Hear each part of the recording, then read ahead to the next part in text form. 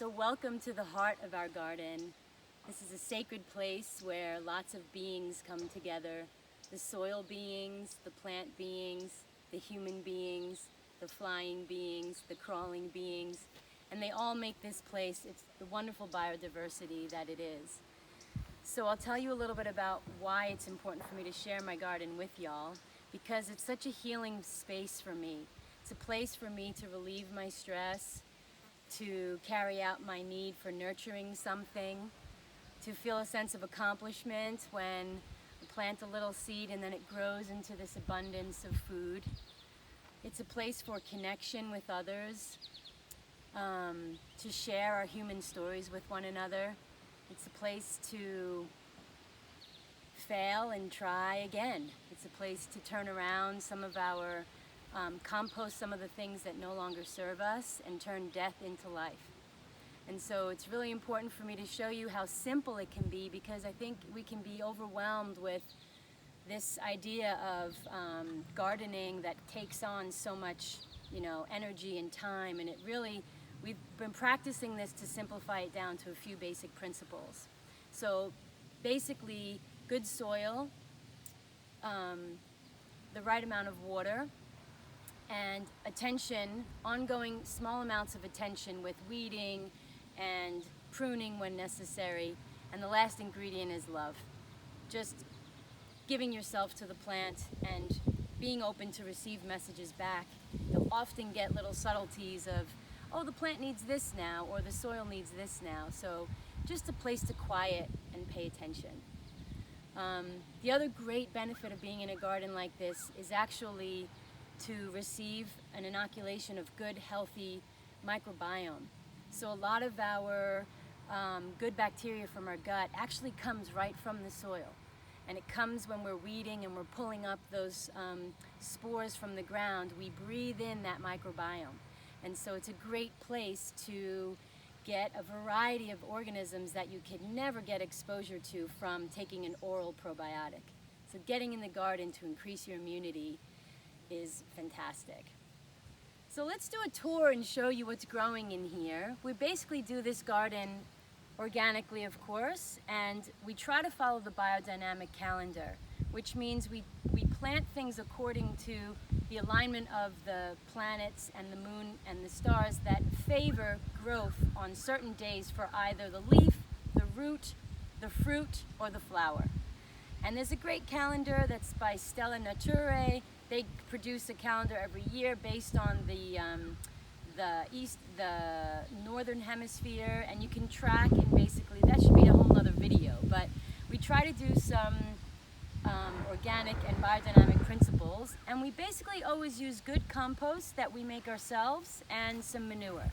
So those are kind of the ingredients of daily. We put in a compost that we make, which we could do another video on, which is mostly coffee grounds and leaves and things like additives like green sand and rock phosphate to provide minerals.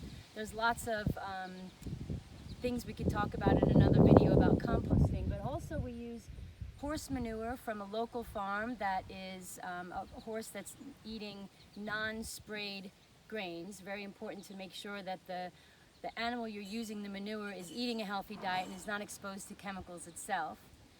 And then at the end of the summer, we're often doing cover crops to protect the soil. So the soil is never left bare.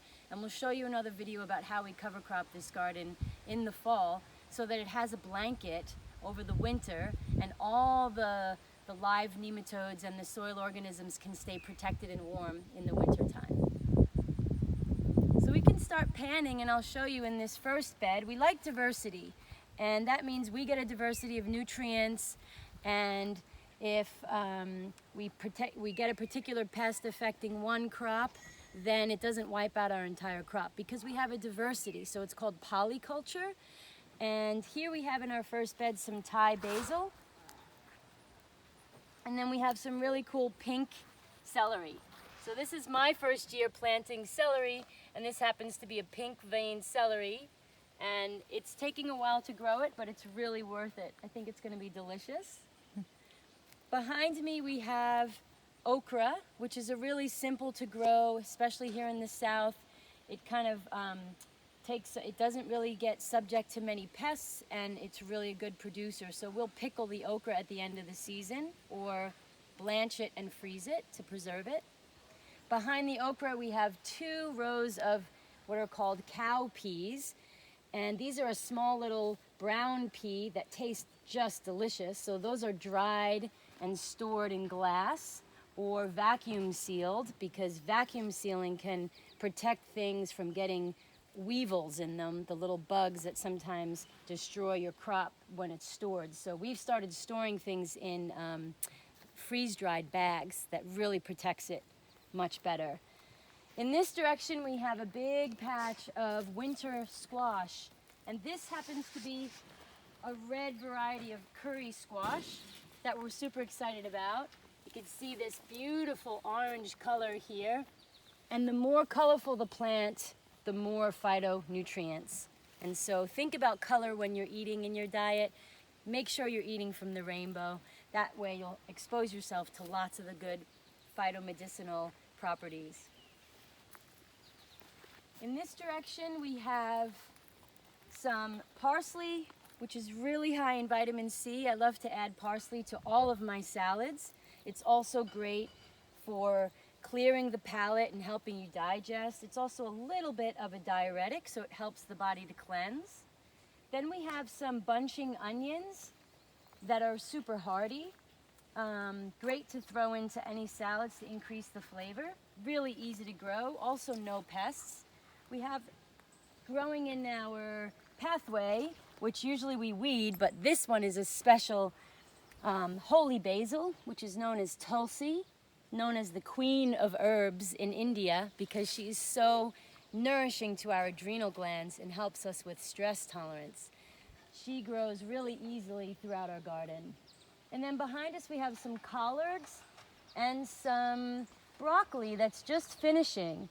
But I let the broccoli go into flower because the bees love it. And so the bees actually coming into this garden are helping pollinate, so I want something to have, I wanted to create an environment where bees are happy to be here and take their pollen, and then it nourishes their life, of course, as well.